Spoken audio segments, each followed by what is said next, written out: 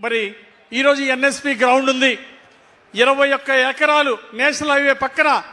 ఇది మనకు వచ్చింది ఎన్ఎస్పి నుండి మున్సిపాలిటీకి వచ్చిందంటే చంద్రన్న దయ. ఆ రోజు చంద్రబాబు నాయుడు గారే దీన్ని మున్సిపాలిటీకి ఇచ్చారు. 500 కోట్ల రూపాయలు విలువైనటువంటి ఈ స్థలం, మున్సిపాలిటీ డబ్బులతో కొనలేనటువంటి ఈ స్థలం, ఇది మున్సిపాలిటీకి ఇచ్చినటువంటి చంద్రబాబు నాయుడు గారికి, ముఖ్యమంత్రి గారికి పాదాభివందనాలు తెలియజేస్తా ఉన్నా. అలాగే నేను ముఖ్యమంత్రి గారిని కోరుతున్నా, ఈ విలువైనటువంటి ఈ స్థలాన్ని P4లో మరి మంత్రి నారాయణ గారి సహకారంతో ఇది P4లో షాపింగ్ కాంప్లెక్స్లు ఇక్కడ అభివృద్ధి చేయాలని చెప్పేసి కోరుతున్నా. అలాగే వినుకొండ పట్టణ ప్రజలకి ఒక పార్కు లేదు, ఒక స్టేడియం లేదు.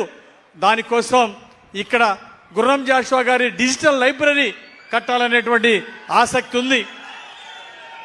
అందువలన నేను కోరుతున్న ముఖ్యమంత్రి గారిని ఇక్కడ ఒక షాదీఖానా నిర్మాణం, అలాగే ఒక ఎస్సీ భవనం, ఒక బీసీ భవనం నిర్మాణానికి అవకాశం ఉంది.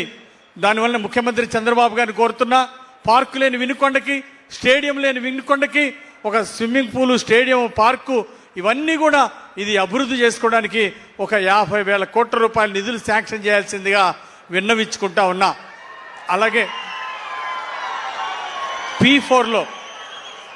P4లో ఈ రోడ్ ఫేసింగ్ అంతా కూడా షాపింగ్ కాంప్లెక్స్ నిర్మాణానికి P4లో అవకాశం ఇమ్మని చెప్పేసి చంద్రబాబు గారిని కోరుతున్నా. అలాగే శివశక్తి ఫౌండేషన్ ద్వారా లీలావతి నేను 50 కోట్ల రూపాయలు నిధులు అడుగుతున్నాం.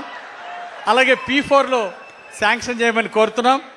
అలాగే శివశక్తి ఫౌండేషన్ ద్వారా P4 బాధ్యతలు తీసుకున్నాం. 100 కుటుంబాలని దత్తత తీసుకోవడం జరిగింది.